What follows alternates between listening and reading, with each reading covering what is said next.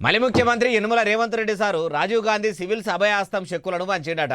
ఎన్నికలమ్మ కూడా చెప్పినట్టు చేయుత పథక కింద అరువులైనోళ్ళు అందరికీ ఇస్తున్నాడా. ఇప్పుడు ఎవరెవలకు వంచిపెట్టిండు, ఎంతమంది తీసుకుంటారు అంటారా? అన్ని ముచ్చట్లు మనం కూడా అరుచుకుందాం పారి. ఇట్లా సివిల్స్ ప్రిలిమ్స్ లా పాస్ అయ్యి మెయిన్స్ కు ప్రిపేర్ అవుతున్న విద్యార్థులకు సీఎం సారు ₹1,00,000 చెక్కులు వంచిపెట్టిండు.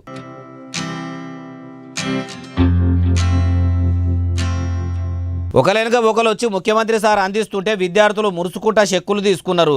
చెక్కులు వంచే కార్యం అయిపోయినాక సీఎం సార్ ఇట్లా అనుకొచ్చిండు. ఏదైనా అంశంలో మీరు ఏదైనా ఇంకా బెటర్గా చేయడానికి ఏదైనా సూచన ఏదైనా చేయదలుచుకుంటే ప్రభుత్వం సిద్ధంగా ఉంది. ఎందుకంటే వాళ్ళు కూడా మీ సోదరులే, మన సోదరులే, మన పిల్లలే. ఇప్పుడు ఆ పరీక్షల కోసం వాయిదాలు ఏమని అడిగేటోళ్ళు కానీ, నిరసన తెలిపేటోళ్ళు కానీ వాళ్ళు ఎవరో బయట వాళ్ళు కాదు, మన పిల్లలు.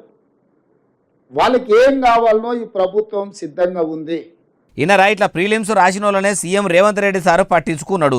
ఇన్నొద్దులు ధర్నాలు, రాస్తారోకోలు, లొల్లులు, కయ్యాలు చేసి తిప్పలు పడ్డ మామూలును సర్కారు పట్టించుకుంటా లేదనుకోవద్దు. వాళ్ళు కూడా మన విద్యార్థులే. వాళ్ళు ఇట్లా నిరసనలు చేసి అలసిపోవుడు కంటే వాళ్ళకు ఏం కావాలనో చెప్తే చేసేందుకు షెయి సర్కారు తయారున్నదన్న తరీకలా చెప్పుకొచ్చుండు. అయ్యా సీఎం సారు, మీరు ఇట్లా మైకు దొరికినప్పుడల్లా అనుడే ఉన్నది తప్పితే వాళ్ళ బాధలు విన్నరా?